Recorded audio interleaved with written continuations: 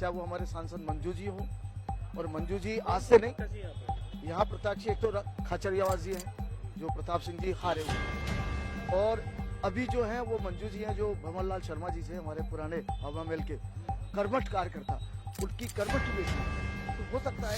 नहीं, मैं वोट तो कांग्रेस को देता हूँ। अच्छा, लेकिन माहौल बीजेपी का है। हाँ, माहौल बीजेपी का है जयपुर शहर में। ये बड़ी बात बता दी आपने कि आप कांग्रेसी हो और माहौल बीजेपी का है जयपुर में। जयपुर हम तो चुनाव ही नहीं लड़ना चाह रहे थे, खुद ही मुझे तो बलि का बकरा बनाया जा रहा है, इसलिए जनता भी चाहते हैं कि काहे को वोट खराब करे, इसलिए सब बीजेपी के पक्ष में मतदान करेंगे सब लोग। मोदी जी की गारंटी पक्की है। एक्चुअली क्या है, मैं मोदी जी जो है हमारी कास्ट के ही हैं, उनसे भी बिलोंग करता हूँ, और उनके लिए जो भारतीय समाज है उससे ही है, वो कोई अपने सनातन धर्म से ही है। ये नहीं कि कोई जात विशेष हो, हिंदू में कोई जात का बंटवारा हो, ऐसा कुछ नहीं है, सनातन धर्म पे ये बिलोंग करते हैं। और मेरे को किसी पार्टी से का मतलब नहीं, जो काम करेगी वो सत्ता के अंदर आएगी। क्या लग रहा है यहाँ पे कौन प्रत्याशी आपके यहाँ पे? प्रत्याशी यहाँ पे बीजेपी की ही आएंगी, और 5 साल के बीजेपी के अंदर जो भी आदमी है वो काम करेगी, आएगी, हम तो ये कहते हैं। होने में आधा रहता है मसला। नहीं, आधा रहता है, लेकिन क्या होता है कि बहुत जने पलायन कर गए परकोटे से, इसका भी थोड़ा सा फर्क पड़ता है जब इसमें। हसनपुरा में भी खत्म हुए हैं, उनको अभी तक भी कोई मुआवजा नहीं है, भट्टा बस्ती में भी है। ये तुष्टिकरण की राजनीति है नहीं। होने में आधा रहता है मसला। नहीं, आधा रहता है, लेकिन क्या होता है कि बहुत जने पलायन कर गए परकोटे से, इसका भी थोड़ा सा फर्क पड़ता है जब इसमें। 2-3 महीनों में लोकसभा चुनाव के बाद जयपुर का कुछ एक नया नक्शा नजर आएगा। सफाई आपका कोई सांसद आए तो क्या इस पे भी संज्ञान ले रहे हैं? क्या समस्या बताओ पूरी आप। नहीं, समस्या अभी तो कुछ नहीं है, सब बढ़िया चल रहा है। पलायन का।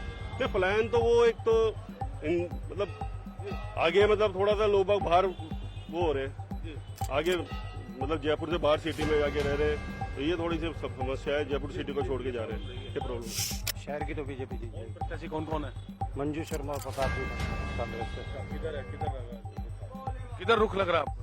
बीजेपी का क्यों बीजेपी? एक तरफा वोटिंग है। बीजेपी वाले हो? मैं वोट तो कांग्रेस को देता हूँ।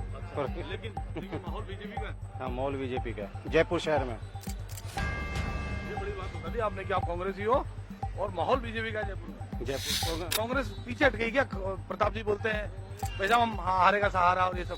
नहीं, ऐसा कुछ नहीं। धर्मेंद्र साहू है हमारे। स्वागत है पहले तो जनता की चौपाल पे आपका। एक्चुअली क्या है, मैं मोदी जी जो है हमारी कास्ट के ही हैं, उनसे भी बिलोंग करता हूँ, और उनके लिए जो भारतीय समाज है उससे ही है, वो कोई अपने सनातन धर्म से ही है।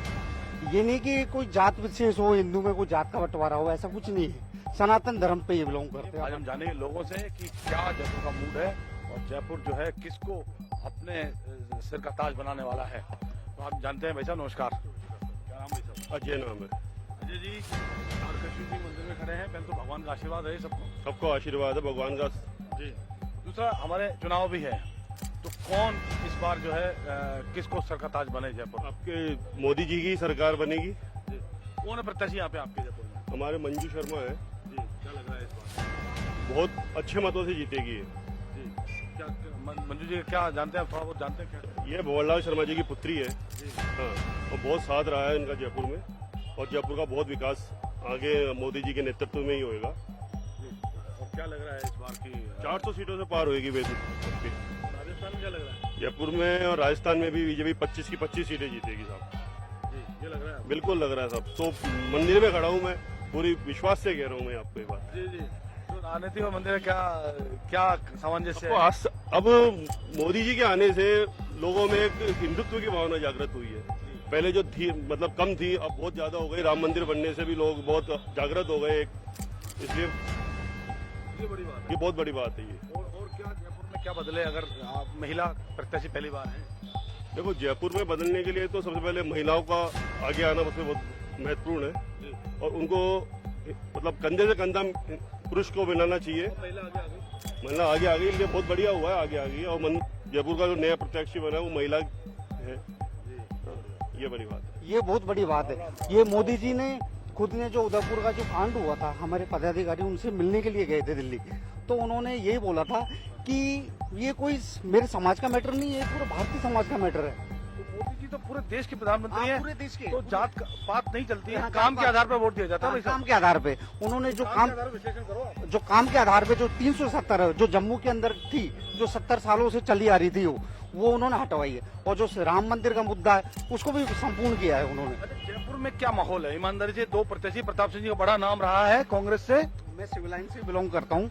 जो पहले गोपाल जी को सपोर्ट किया था, मेरे संग के जो लगे थे अभी धर्म प्रचार, टक्कर है मंजू शर्मा और प्रताप सिंह खाचरियावास में, ईमानदार। कोई टक्कर नहीं है, एक तरफा है। एक तरफा बहुत भारी मतों से जीतेंगे। नाम बताइए भाई। विक्रम सिंह तंवर पूर्व पार्षद। विक्रम सिंह जी, क्या माहौल है आपके जयपुर शहर में? माहौल तो भगवा में है, पूरा शहर भाजपा का हो रहा है और मंजू जी एक तरफा जीत रही है। अभी तो चुनाव ही नहीं लड़ना चाह रहे थे, खुद ही मुझे बलि का बकरा बनाया जा रहा है। इसलिए जनता भी चाहती है कि काहे को वोट खराब करे, इसलिए सब बीजेपी के पक्ष में मतदान करेंगे सब लोग। मोदी जी की गारंटी पक्की है। जो जयपुर शहर की जीत है कितने मतों से हो? 5 लाख के करीब होगी।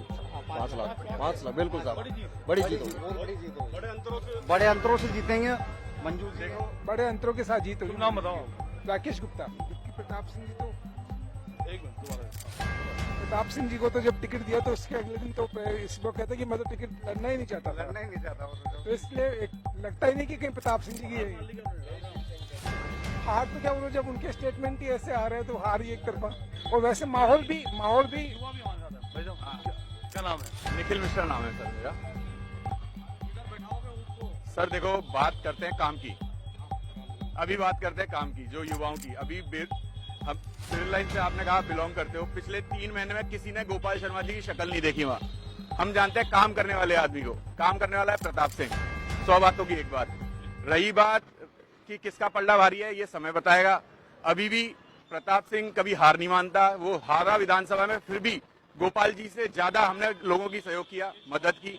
हाँ, प्रताप जी ने कैमरे पे कहा कि भाई साहब हमारे में हम थक गए हैं। उन्होंने कहा हारे का सारा बाबा श्याम हमारा। उन्होंने कहा हारे का सारा बाबा श्याम हमारा। हाँ, चुनाव लड़ने से पहले उम्मीद तो नहीं छोड़े? उम्मीद बिल्कुल नहीं छोड़ी है। चुनाव लड़ रहे हैं, हर जगह तैयारी है, पूरी टीम कार। अगर काम करा कांग्रेस ने, आपने बदल दिया यार, आप जिताते हो। चलो, सरकार ने सिर्फ एक कम्युनिटी का ही दावा किया है और किसने पुष्टि करने की राजधानी की और कुछ नहीं किया है। परकोटे की हम बात करें, परकोटे में क्या राज रहा 5 साल तक? 5 साल तक ये राज दिया था। तुष्टिकरण की राजनीति चल रही थी उसके अंदर, परकोटे के अंदर। बस तुष्टिकरण की भेदभाव कर रहे थे वो। एक समुदाय को एक समुदाय को वोट कर रहे हैं, मैं जाति विशेष नहीं कर रहा, वो धर्म। एक में बताइए, एक मुसलमान खत्म हुआ था, उसको एंड टू एंड 50 लाख रुपए का उनको मुआवजा दिला दिया। और एक उदयपुर के अंदर खत्म हुआ, उसको कुछ भी नहीं मिला। हसनपुरा में भी खत्म हुए हैं, उनको अभी तक भी उनको अभी तक भी कोई मुआवजा नहीं है। भट्टा बस्ती में भी है। ये तुष्टिकरण की राजनीति है ना ये। यही है सबसे बड़ा फैक्ट ये है। और कांग्रेस का ग्राफ दिनों दिन नीचे गिरता ही जा रहा है। कांग्रेस का ग्राफ दिनों दिन गिरता ही जा रहा है। वो खुद के ये कांग्रेस का ग्राफ गिरने की बात हो रही है यहाँ पे, तो ये इनको क्या सलाह, क्या काम ऐसे करें जिससे इनका ग्राफ गिरे नहीं? ये जनता के बीच में जाए, उनके उनके उनके जो उनकी जो परेशानी है उनको पूछे कि क्या हुआ क्या नहीं हुआ, कैसे हिंदुत्व को उन्होंने पीछे कर दिया।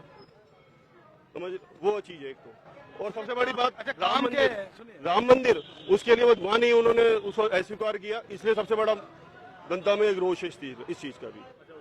हाँ, तो ये जो है कांग्रेस को ये करना चाहिए कि जनता में आए और बात करे। सीधे ही अगर हार मान लेंगे तो काम नहीं करेंगे। ये नहीं कि जो फेरी की रेवड़ी बांटना। जैसे जयपुर के ही लोग हैं। राम राम भाई साहब, सबसे पहले तो इनको नाम बताओ पहले। राधेश्याम शर्मा। राधेश्याम शर्मा। सबसे पहले तो इनको ये चाहिए कांग्रेस वालों को कि प्रतिद्वंदियों की बुराई करना छोड़े, जो उनको गाली गलौज देना, बुराई करना, ये करना, और उनको जनता के बीच में जाना चाहिए। जनता के बीच में जाके इनको सारी बात समस्या बतानी चाहिए, कोई बातों की। अच्छा, जयपुर शहर का क्या माहौल है? जयपुर साहब का तो बीजेपी है। बीजेपी है, पूरे राजस्थान में बीजेपी है। एक तो जीत होगी, एक कितना मार्जिन लगा, फर्क से जीत होगी, काफी फर्क से जीत होगी। बहुत अच्छा मार्जिन। और अगर हम बात करें परकोटे की बात करें, यहाँ जहाँ खड़े हैं, 5 साल कांग्रेस सरकार रही, क्या समस्याएं रही, क्या मुख्य मुद्दे क्या रहे? इनके मुद्दे तो कुछ रहे नहीं ना, इनको तो आपस में लड़ते रहे।